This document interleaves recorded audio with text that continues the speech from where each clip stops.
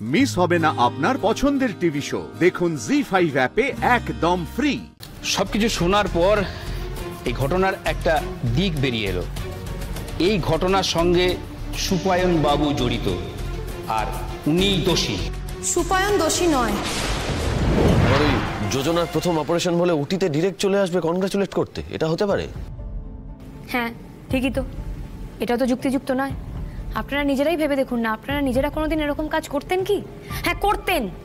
যদি ওটিতে আপনাদের বিশেষ কোনো উদ্দেশ্য সাধনের প্রয়োজন হতো তাহলে করতেন। কারণ আর কি থাকতে পারে?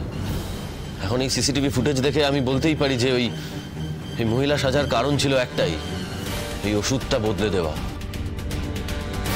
হ্যাঁ, এবং উনি সেটা সাকসেসফুলি বদলেও দিয়েছেন, এবং উনি কিন্তু প্রমাণ লোপাটে সব রকম চেষ্টাও করেছেন। স্যার স্যার আমি বুঝতে পারছি আমরা বেরোতে পারবো, একটু আমি দেখছি। হ্যাঁ ম্যাডাম, আপনাদের কাছে যাতে আমরা কোনো রকম কোনো প্রমাণ পেশ করতে না পারি তাই জন্য উনি সমস্ত প্রমাণ এভাবে লোপাট করেছেন। আর শুধু তাই নয়, রেকর্ড রুম থেকে শুধু যে প্রমাণ লোপাটের জন্য উনি রেকর্ড রুমে আগুন ধরিয়েছেন তা নয়, কিন্তু সেই রেকর্ড রুমে কিন্তু সেই দিন আমি আর ডক্টর আদিদেব লাহিড়ী উপস্থিত ছিলেন। একবার ভেবে দেখেছেন? মানুষটা কিন্তু এই কথাটা জানতেন। যারা আমাদের দুজনকে মেরে ফেলতে মানে পুড়িয়ে মেরে ফেলতে হাত কাঁপেনি, তার পক্ষে এরকম একটা ওষুধ পাল্টানো কোনো বড় কাজ নয়। তাহলে বুঝতেই পারছেন তো, এরকম একটা ভিনডিকটিভ মানুষের পক্ষে একটা ইনজেকশন বদলে দেওয়া কোনো ব্যাপারই না। আচ্ছা, আমার যদি খুব ভুল না হয়ে থাকে, ডক্টর সুপায়ন তো আপনার বোনের হাজবেন্ড, তাই না? ডক্টর সুপায়ন তো মেডিনেস্টে একটা পজিশনে আছেন, উনি এরকম কাজ কেন করবেন বলুন তো? দেখুন, মানুষের মনের ভেতরটা না বোঝা অতটা সহজ নয়। মানুষের মনের ভেতরটা যদি অত সহজেই ডিকোড করা যেত, তাহলে ডাক্তারি পড়ার সাথে সাথে সাইকোলজি পড়ার মতন একটা এত বড় ভাস্ট সিলেবাস ডাক্তারদের পড়তে হতো না। একদম ঠিক। সুপায়নের মোটিভ হয়তো টাকা বা এছাড়াও আর কি মোটিভ সেটা আমাদের জানা নেই, আর সেটা জানার জন্যই ওর অ্যারেস্ট হওয়াটা দরকার। একদমই তাই। একমাত্র পুলিশই পারেন ওনার ভেতর থেকে কথাগুলো বের করতে। তাই আপনাদের কাছে আমি অনুরোধ করছি, প্লিজ প্লিজ ওনাকে পুলিশে দেওয়ার ব্যবস্থা করুন। আর একটা কথা, ডক্টর আদিদেব লাহিড়ীর যে আমার বাবার মৃত্যুর সাথে কোনো রকম কোনো যোগাযোগ নেই, সেই খবরটা কিন্তু আপনারাই বাইরে সবাইকে জানাবেন। দরকার পড়লে আপনারা প্রেস ডাকুন, না দরকার পড়লে না, আপনারা প্রেসের লোকজনদের ডাকুন আর তাদেরকে জানান যে আসল সত্যিটা কি। সবকিছু শোনার পর এই ঘটনার একটা দিক বেরিয়ে এলো, আর আমাদের বারবারই মনে হয়েছে যে এই ঘটনার সঙ্গে সুপায়ন বাবু জড়িত আর উনিই দোষী।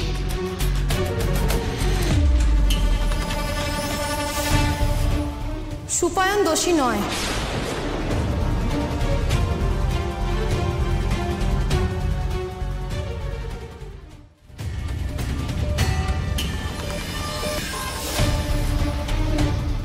কি বলতে চাইছেন আপনি?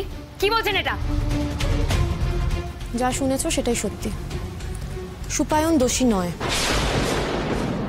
অ্যাকচুয়ালি জানেন তো, আপনার কাছ থেকে না এটাই আশা করা যায়, এটাই অ্যাকচুয়ালি এক্সপেক্টেড।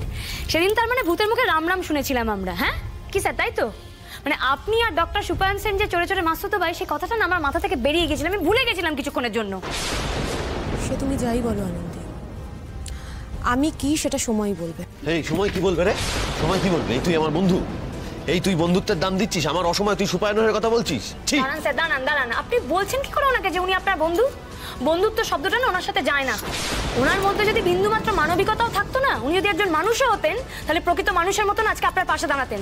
শুরু থেকে আপনারা প্রোটোকল ব্রেক করছেন। আপনারা কোনো দাবি আছে নাকি? বিনা পারমিশনে চলে এলেন, কি হচ্ছে কি এটা? এসেই যখন পড়েছেন তাহলে শুনেই নেই কি বলতে চাইছেন। মেডিকেল বোর্ড নিরপেক্ষভাবে ইনভেস্টিগেশন করে। এখানে যেমন আদিদেব তাকে নির্দোষ প্রমাণ করার জন্য সুযোগ পেয়েছেন, সুপায়নও সেইভাবে পাবে। ডক্টর তিথি, আপনি বলুন কেন সুপায়নকে নির্দোষ বলছেন? দিদি ম্যাডাম, আপনার অনেক মিথ্যা কথা কিন্তু আমি সহ্য করেছি। আজকে যদি আপনার একটা মিথ্যা ওই সুপায়নদাকে বাঁচিয়ে দেয় আর তার জন্য যদি স্যারের কোনো রকম কোনো ক্ষতি হয়ে যায়, তাহলে কিন্তু আমি আপনাকে ছেড়ে কথা বলবো না। আজ এখানে তাণ্ডব হবে, আর সেই তাণ্ডবের হাত থেকে কিন্তু আপনি বাঁচতে পারবেন না। দেখুন, আপনি এইভাবে ভয় দেখিয়ে ইনফ্লুয়েন্স খাটিয়ে ডক্টর তিথির বয়ান কিন্তু বদলাতে পারেন না। ডক্টর তিথির, আপনি নির্দ্বিধায় বলুন আপনি কি বলতে চান। বলবো বলেই তো এখানে এসেছি। আর যা বলবো তার এভিডেন্সও আমার কাছে আছে।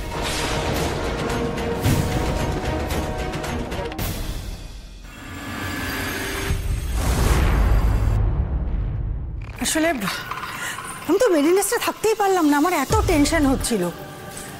ডাক্তারিটা আদির প্যাশন, সত্যি তো। ও কি করবে?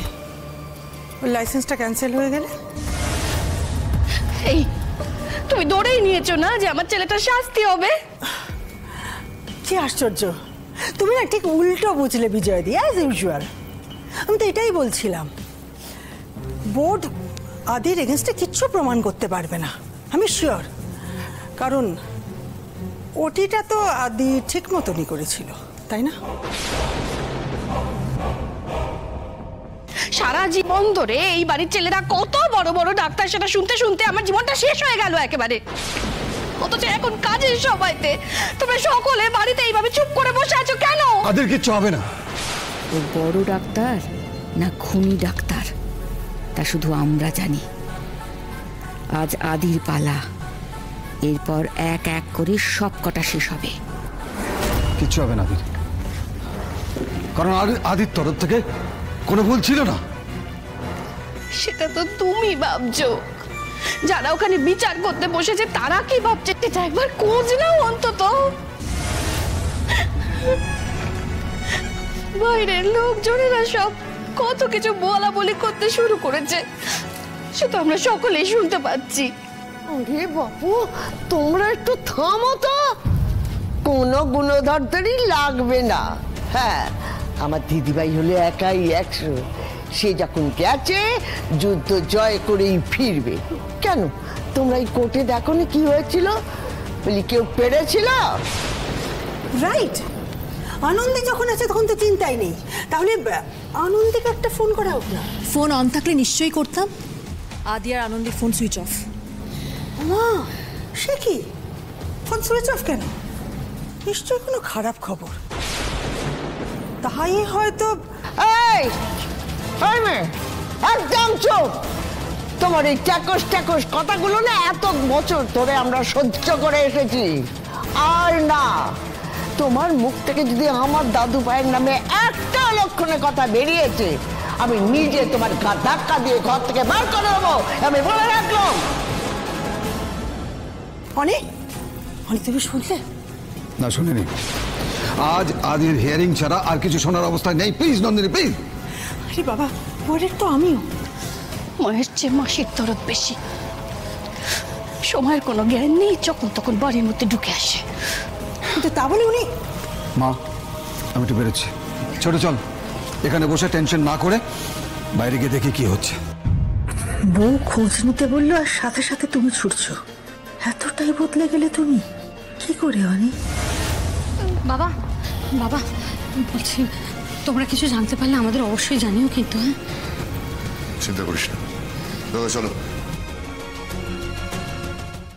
জি5 ডাউনলোড করুন আর সব এপিসোড দেখুন একদম ফ্রি।